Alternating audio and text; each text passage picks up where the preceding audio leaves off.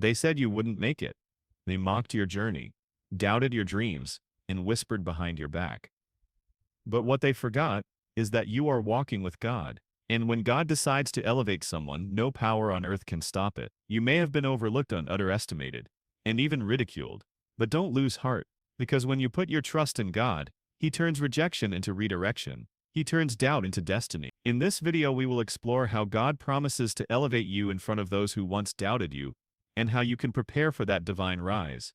Number 1. Your setback is setting the stage for your comeback. Every great story starts with a test, and often the test comes in the form of rejection, pain, and disappointment. People doubt you, they ignore your worth, they close doors in your face, but what they don't realize is this: when the world pushes you down, God is positioning you for something great. What looks like a setback to people is often a setup from God.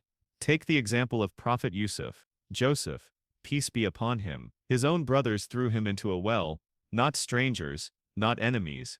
His own blood. They were jealous of his potential. They couldn't stand the idea that he might be chosen by God for something greater. So they tried to bury him in darkness. But what they didn't know is that you cannot bury someone whom God has destined to rise. God says in the Quran, Surah Yusuf, verse 90, "Indeed, whoever fears God and is patient, then indeed, God does not allow to be lost the reward of those who do good." This verse is a promise, a divine guarantee. If you remain patient, if you hold tight to your values and continue doing good, nothing you go through will ever be wasted. Not a single tear, not a single rejection, not a single sleepless night. It's all part of a divine plan. And here's the beauty of that plan: your comeback will be so powerful that even those who tried to break you will have no choice but to witness your rise. When Prophet Yusuf was eventually elevated to a high position in Egypt, those same brothers who betrayed him came back to him in need, and he stood before them, not with arrogance, but with dignity. They saw with their own eyes how the one they threw away was now standing in honor. That's what God does. He lifts the ones who are sincere, who are patient, who trust Him even when it hurts. So, if you've been counted out, remember, that doesn't count you out in God's eyes. If people have rejected you, it's okay. God's acceptance is greater. If you've been knocked down, use that ground to kneel and pray, because in every trial, God is watching how you respond. Do you break, or do you build?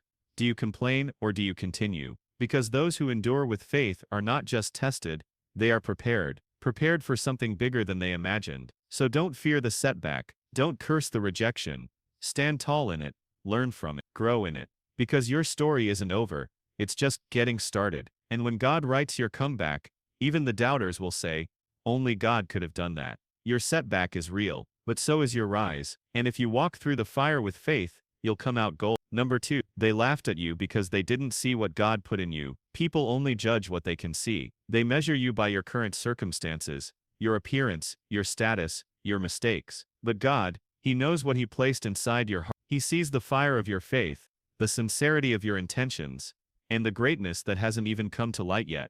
When people laugh at your dreams or mock your journey, don't be surprised. It's because they can't see what you're carrying. They didn't witness your late-night prayer. They didn't feel the weight of your silent struggles. They don't hear the whispered do-as you make when no one is watching. But God does. God says in Quran, Surah Al-Hujurat verse 11, "Let not a people ridicule another people. Perhaps they may be better than them." This verse is both a warning and a comfort. A warning to those who belittle others, and a comfort to those who are mocked. Because the truth is, those who laugh at you today might be amazed by you tomorrow. And those who ignore your worth now may one day come to you in need. Look at the example of Prophet Noah, peace be upon him. He built a ship on dry land in front of people who mocked him, laughed at him, and called him insane. But he kept building. He didn't stop to argue. He didn't beg for validation. He trusted God's instruction more than he feared public opinion. And when the flood came, the same people who mocked him had to face the truth. They were wrong. Let that story be a mirror. You don't need everyone to believe in you. You just need to believe in what God put inside you. The vision, the ambition, the purpose, it's not random. It was placed in your soul by your Creator, and if He put it there, He will make a way for it to come to life. The Prophet Muhammad, peace be upon him, was also mocked, insulted, and called names. But today, the same message they tried to suppress is honored across the world. Why? Because truth doesn't need popularity, it needs patience. And when you are patient with your path, God honors it. So let them laugh, let them talk, let them doubt. You don't need their approval, You need God's help, and He is enough. Keep walking, keep working, keep praying. One day, those who laughed will look again, and they won't be laughing anymore. They'll see someone they never expected, a person who rose without revenge, succeeded without bitterness, and flourished with dignity. Because when God is your source, your success becomes undeniable. And the same mouths that doubted you may one day praise the one who raised you. Number 3. Your elevation is a test, not just a reward. When God elevates you, whether it's in status, influence, or provision, it's not just a reward for your patience, it's also a test of your character. Because elevation can be dangerous if it leads to arrogance. It can become a curse if it makes you forget who lifted you. God does not raise a person to simply impress the world. He raises them to serve, to guide, to represent His mercy, justice, and truth. With every level of honor comes a deeper level of responsibility. You're not being promoted for popularity, you're being positioned for purpose. God says in the Quran, Surah Al-Imran verse 26, "You give honor to whom you will, and you humble whom you will. In your hand is all. Indeed, you are over all things competent." This verse is a powerful reminder that honor belongs to God alone. So if He has chosen to raise you, know that He's trusting you with something sacred. It's not just about the position, it's about how you handle it. Think about Prophet Solomon, peace be upon him. God gave him a kingdom like no other, authority over humans, jinn, animals, and the winds. But what did he say when he witnessed the blessings? He didn't say, "Look what He said, as recorded in the Quran, "This is from the favor of my Lord to test me, whether I will be grateful or ungrateful." Surah An-Nur 27:40.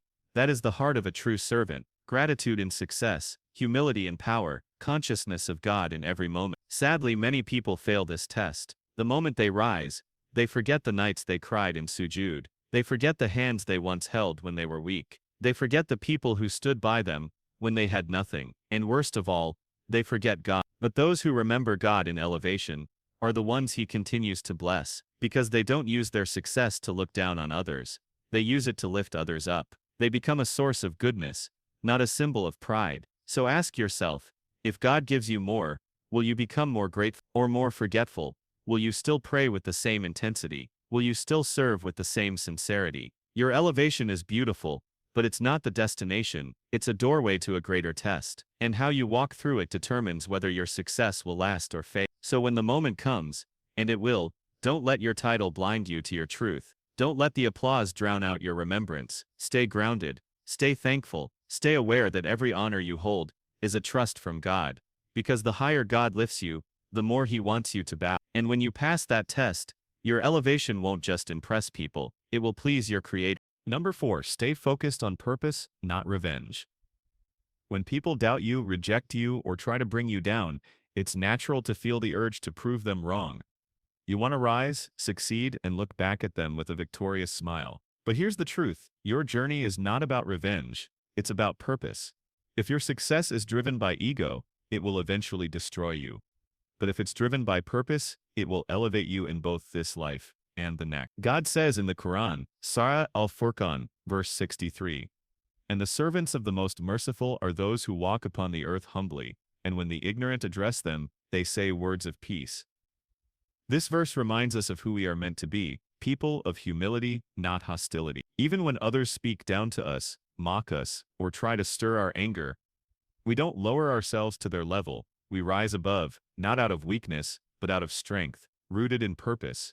The Prophet Muhammad, peace be upon him, was insulted, boycotted, and physically attacked. But did he spend his mission trying to get revenge? No, he focused on delivering the message of truth. He remained patient, kind, and purposeful, even to those who hated him. And because of that, God elevated him above all creation. Your purpose is too precious to waste on proving points to people who were never meant to understand you. Don't let bitterness poison your blessings. Every time you're tempted to get even, ask yourself, is this worth my peace? Is this worth my connection with God? You see, when God begins to elevate you, some people from your past may try to come back, not out of support, but out of pride or jealousy. You might feel the urge to say, "See, I told you I'd make it." But that response isn't victory, it's vanity. True success is when you no longer need to explain yourself. You let your character, your consistency, and your closeness to God speak for you. You rise silently, with dignity, and when those who doubted you see your growth, They'll know the truth without you having to say a word. Because real power is silent. It doesn't need to shout.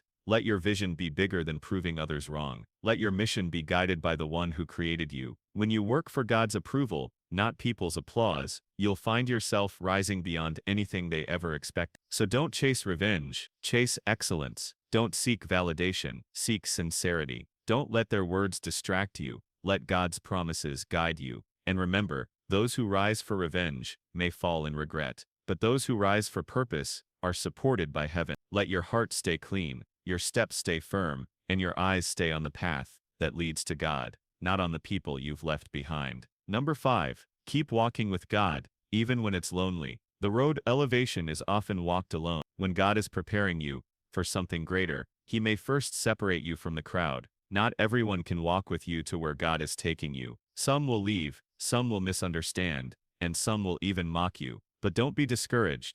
Isolation is not punishment, it's preparation. You may feel like nobody understands your struggles. You may cry in the quiet of the night, wondering why the people you supported the most have turned their backs on you. But this loneliness is not a sign that you're forgotten. It's often a sign that God is drawing you closer to Him. God says in the Quran, Surah Al-Baqarah verse 53, O you who have believed, seek help through patience and prayer. Indeed, God is with the patient. When you're walking through a season of silence, don't assume you're walking alone. Every tear you shed, every moment of confusion, every silent prayer, it is seen, heard, and counted by God. Your journey is not invisible to Him. Look at the life of Prophet Abraham, peace be upon him. He stood firm in his belief when no one else did. His own father rejected him. His people threatened him, but he never walked away from his purpose, and he never walked away from God. In return, God made him a leader for all of humanity.